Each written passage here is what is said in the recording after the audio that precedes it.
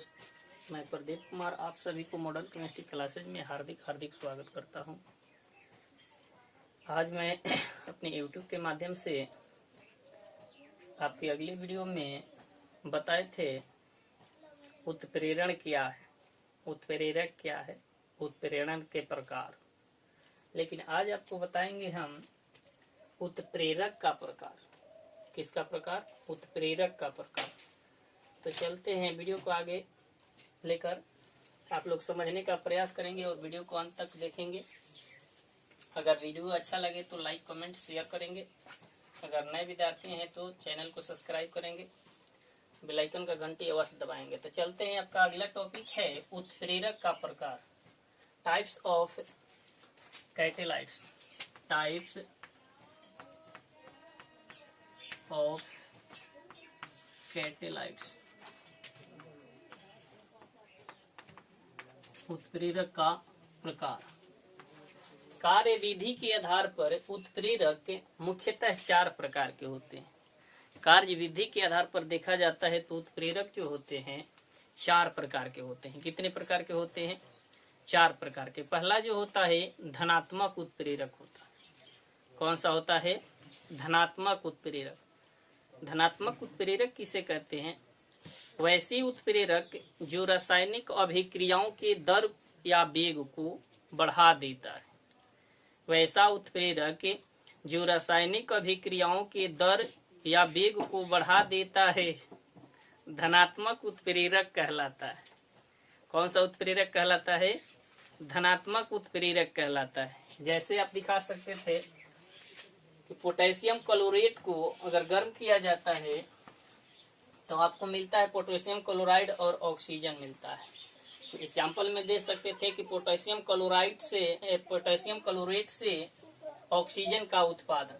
तो potassium chlorate से oxygen का जब उत्पादन किया जाता है तो उस परिस्थिति में उत्प्रेरक के रूप में MnO2 का इस्तेमाल किया जाता है, जो रासायनिक अभिक्रियाओं की दर को बढ़ा देता है। जो रासायनिक अभिक्रिया की दर को क्या कर देता है? बढ़ा देता है। दूसरा जो होता है ऋणात्मक उत्प्रेरक।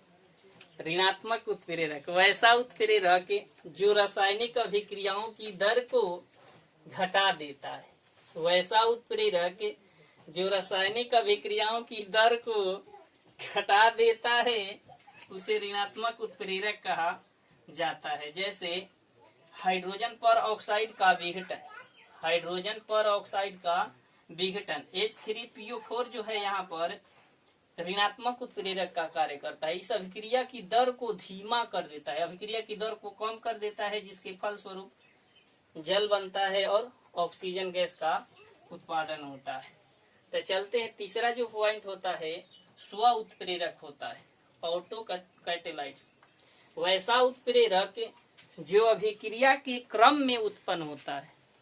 वैसा उत्प्रेरक जो अभिक्रिया के क्रम में उत्पन्न होता है तो उसे स्व उत्प्रेरक कहा जाता है या स्व उत्प्रेरक कहलाता है, तथा इस घटना को स्व उत्प्रेरक कहा जाता है। तथा इस घटना को क्या कहा जाता है? स्व उत्प्रेरक कहा जाता है। फिर से समझ लेंगे, कार्य विधि के आधार पर उत्प्रेरक जो होते हैं 4 प्रकार के होते हैं। आपका पहला है धनात्मक उत्प्रेरक। वैसा उत्प्रेरक जो रासायनिक अभिक्रियाओं की दर को बढ़ा देता है धनात्मक उत्प्रेरक कहलाता है। धनात्मक उत्प्रेरक कहलाता है, तथा इस घटना को धनात्मक उत्प्रेरण कहते हैं। जैसे में आप कह सकते थे कि पोटेशियम क्लोरेट से ऑक्सीजन का उत्पादन। यहाँ पर MnO2 जो है उत्प्रेरक का कार्य कर रहा है। वह भी कैसा उत्प्रेरक? धनात्मक, जो रासायनिक अभिक्रिया की जो दर होती है उसको तीव्र कर देता है, जिसके फलस्वरूप ऑक्सीजन का उत्पादन होता है। अगला चलते हैं तो ऋणात्मक उत्प्रेरक होता है। वैसा उत्प्रेरक जो रासायनिक अभिक्रिया की दर या वेग को घटा देता है। वैसा उत्प्रेरक जो रासायनिक अभिक्रिया की दर या वेग को घटा देता है तो उसे ऋणात्मक उत्प्रेरक कहा जाता है, तथा इस घटना को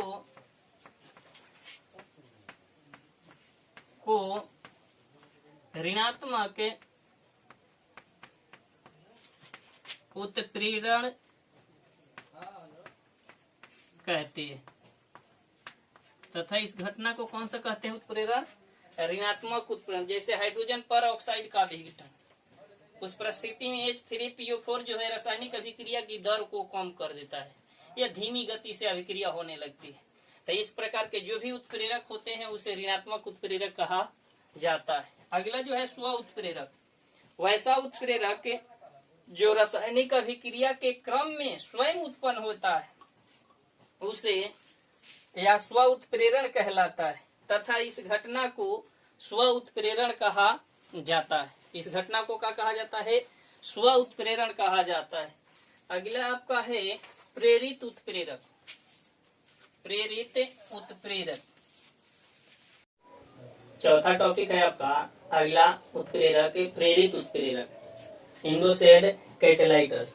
यदि पहली अभिक्रिया दूसरी अभिक्रिया की वेग को बढ़ा देती है, अगर पहली अभिक्रिया दूसरी अभिक्रिया की वेग को बढ़ा देती है तो पहली अभिक्रिया प्रेरित उत्प्रेरक कहलाती है। प्रेरित उत्प्रेरक कहलाती है तथा इस घटना को प्रेरित उत्प्रेरण कहा जाता है। इसको अगर दिखाना चाहेंगे तो आसानी से आप लोग दिखा सकते हैं। जैसे सोडियम सल्फाइड हवा से ऑक्सीकृत हो जाता है। सोडियम सल्फाइड जो होता है हवा में ले जाने पर ऑक्सीकृत हो जाता है, लेकिन सोडियम आर्सेनाइड हवा से ऑक्सीकृत नहीं होता है।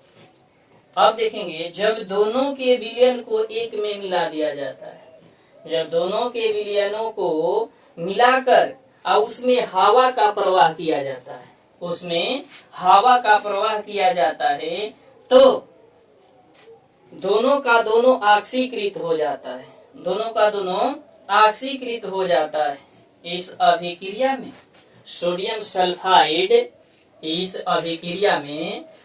सल्फाइड उत्प्रेरक का कार्य कर रहा है। किसका कार्य कर रहा है? उत्प्रेरक का। क्यों? क्योंकि वह क्या किया? सोडियम आर्सेनाइड को ऑक्सीकृत होने के लिए प्रेरित किया। अतः सोडियम सल्फाइड प्रेरित उत्प्रेरक। सोडियम सल्फाइड कैसा उत्प्रेरक है? प्रेरित उत्प्रेरक।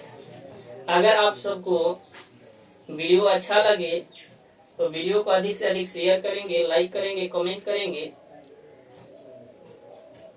अगर नए हैं विद्यार्थी तो चैनल को सब्सक्राइब कर लेंगे, बेल आइकन का घंटी अवश्य दबा लेंगे ताकि नई वीडियो कोई भी डाली जाए आपके पास आसानी से पहुंचे।